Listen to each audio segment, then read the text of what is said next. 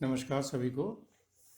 आज हम लोग जिस विषय को लेके आए हैं वो बहुत ही महत्वपूर्ण है, खासकर अभिभावकों के लिए और जो बहुत छोटे हमारे दृष्टि दिव्यांगजन बालक होते हैं उनके लिए तो बहुत ही महत्वपूर्ण है।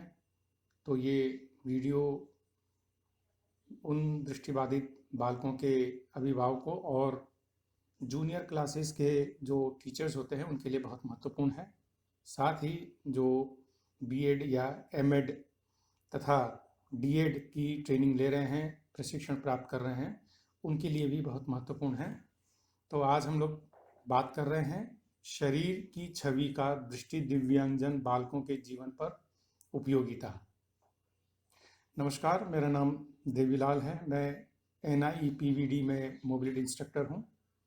और अक्सर क्या होता है, जब हम लोग ओरिएंटेशन मोबिलिटी का प्रशिक्षण दे रहे होते हैं तो कई बार हम लोगों को कई चुनौतियों का सामना करना पड़ता है।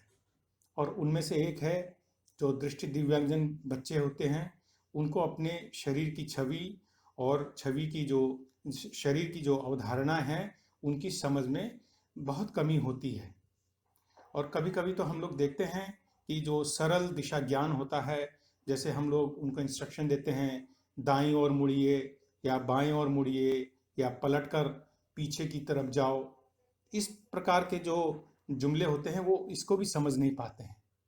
इसके कारण उनकी प्रशिक्षण में अतिरिक्त बाधा उत्पन्न हो जाती है तथा उन्हें विशेष क्लिनिक प्रशिक्षण की आवश्यकता पड़ सकती है। हम देखते हैं और कई विशेषज्ञ भी सुझाव देते हैं कि इस प्रकार के दृश्य सूचना से वंचित जो भी बालक या बालिकाएं हैं, उनके अनुस्थिति ज्ञान के मजबूत आधार के लिए दृष्टिबाधित बालकों के खुद के शरीर की समझ बहुत ज़रूरी है। और भविष्य में जो भी ओरिएंटेशन होगा या अनुस्थिति ज्ञान होगा, उसको उन्नत करने में बालक के अपने शरीर की अवधारणाओं का बेहतर अनुभव कारगर सिद्ध हो सकता है। सामान्यतः हम लोग देखते हैं कि जो दृष्टिवान बच्चे होते हैं जीवन के पहले कुछ दिनों के भीतर ही स्थिर तथा अस्थिर वस्तुओं को देखना आरंभ करते हैं तथा उसकी प्रतिक्रिया भी करना शुरू करते हैं। उदाहरण के लिए, 1 या 2 हफ्ते बाद जब उन्हें अपने हाथ और पैरों की स्थिति का पता चलता है और कुछ दिनों के बाद में उन हाथ और पैरों को वो मूवमेंट करते हैं और उसका आभास उनको होने लगता है। हाथ पैरों की जो गतिविधियां होती हैं उसको थोड़े दिन के बाद में नियंत्रित करते हैं और इतना नियंत्रित कर पाते हैं और उनको नियंत्रित करके कुछ काम करना सीख जाते हैं। मैं बालों के शिशु काल की ही बात कर रहा हूँ। इतना प्रयोग करना सीख जाते हैं कि वे अपने हाथों से दूध के बोतल को पकड़ना और हाथों, कलाई और कोहनी की विशेष कोण बनाते हुए दूध के बोतल को अपने मुंह तक ले जाना और दूध का सेवन करना बोतल के माध्यम से, ये वो लोग कर पाते हैं। यानी कि एक छोटा सा स्किल है, लेकिन वो कर पाते क्योंकि उनको दृश्य सूचनाएं प्राप्त हो रही हैं। तो ये बहुत महत्वपूर्ण है। बालक जैसे जैसे मानसिक और शारीरिक रूप से विकसित होता चला जाता है, उसकी शारीरिक गतियों में गुणात्मक नियंत्रण प्राप्त करता चला जाता है और उसकी अपनी देह छवि में निरंतर सुधरती चली जाती है। और क्यों ना हो, जो दृष्टिवान बालक होते हैं उनकी मदद के लिए संसाधन भी मौजूद हैं।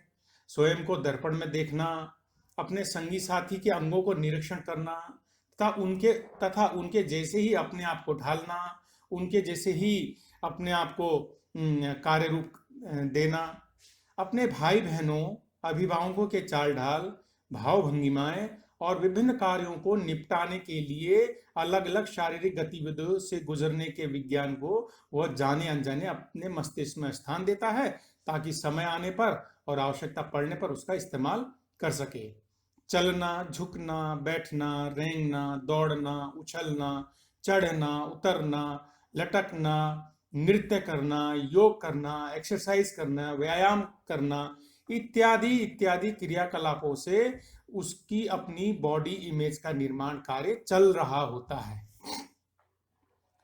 दृष्टिवान बालक की देखने की क्षमता के कारण उनमें सामान्य स्थान संबंधी विषयों, जैसे स्थान में उपस्थित वस्तुओं के बीच संबंधों, उनके बीच दूरियां, उनके माप, उनका प्रतिचित्रण इत्यादि के निरूपण करने की क्षमता धीरे धीरे विकसित होती चली जाती है और उन्हें खुद के और अपनी दुनिया के अलग अलग जो डायमेंशंस होते हैं, आयाम होते हैं, के बारे में जानकारी दृश्य सूचनाओं से लगातार मिलती रहती है।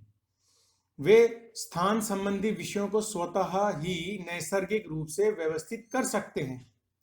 वहीं हमारे जो दृष्टिबाधित बालक होते हैं, बिना गहन और व्यवस्थित प्रयास के स्थानिक जागरूकता प्राप्त करने में उन्हें बड़ी कठिनाई महसूस होती है। अन्य सभी बालकों की भांति दृश्य सूचनाओं से वंचित विशेष बालकों की जो शारीरिक अवधारणा का जो विकास है वह भी महत्वपूर्ण है, क्योंकि यह इन बच्चों के वातावरण में स्वयं को ढालने, वातावरण की खोज खबर लेने, वस्तुओं को स्पर्श कर उनके आकार प्रकार को प्राप्त करने, अन्वेषण करने की प्रवृत्ति को बढ़ाने में महत्वपूर्ण भूमिका निभाता है।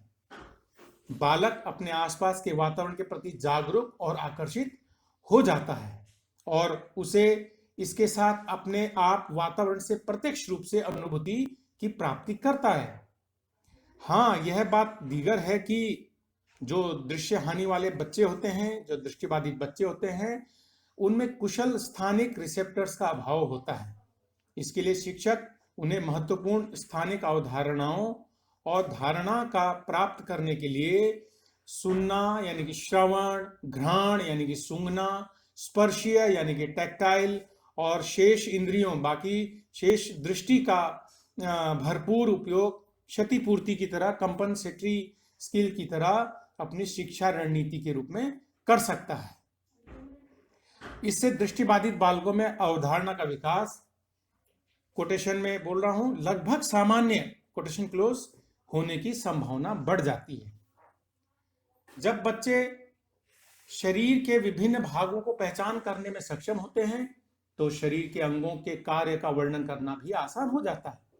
उदाहरण के लिए कान हमें ध्वनि सुनने में सक्षम करते हैं। हाथों से पकड़, हाथों से सहारा और हाथों से अलग अलग कार्यों को निपटाने के लिए इसका उपयोग किस प्रकार किया जाए ये हम आराम से बता सकते हैं। पैर खड़े होने के दौरान शरीर का भार उठाने में क्षमतावान है और इसका अन्य प्रयोग चलने, दौड़ने, अन्य क्रियाकलापों में इसकी उपयोगिता है। आंखें हमें देखने में सक्षम बनाती हैं।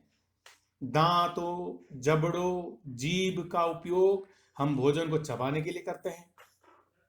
इसी प्रकार से दृष्टि दिव्यांगजन बालक के शारीरिक अवधारणा की समझ को सुनिश्चित करने के लिए शिक्षक को हमेशा ध्यान देना चाहिए। बालक की प्रारंभिक बचपन के अनुभव और स्थानिक संबंधों और बच्चे के तत्काल वातावरण के भूगोल के बारे में उन्नत समझ कितनी है इसकी परख अवश्य होनी चाहिए, सुनिश्चित करना भी बहुत जरूरी है। इससे पहले शिक्षकों को अनुस्मृति ज्ञान एवं गतिशीलता की अवधारणाओं का प्रारंभिक जांच करना सुनिश्चित करना जरूरी होता है। मोबिलिटी से संबंधित जो भी बुनियादी अवधारणाएं हैं उसमें शरीर की जागरूकता, शरीर की सतहों, शरीर के विभिन्न भागों, पार्श्व या दिशात्मकता की जो जरूरी जांच होती है वह अपने जांच सूची में जरूर शामिल करें। अनुस्थिति ज्ञान से जुड़े जितने भी प्रश्न हैं जैसे स्थिति, आकार, माप, स्थलाकृति, बनावट और तापमान की अवधारणाओं के साथ साथ कंपास, दिशा इत्यादि की भी जांच परख करना जरूरी हो जाता है। तो अगली बार मैं अगले विषय को उठाते समय जांच सूची, हमारे जो बॉडी अवेयरनेस की जो जांच सूची होती है उसके बारे में एक वीडियो बनाऊंगा। तब तक के लिए नमस्कार। मुझे आशा है आप इस वीडियो को अवश्य देखेंगे, सुनेंगे और इसको शेयर करेंगे। धन्यवाद।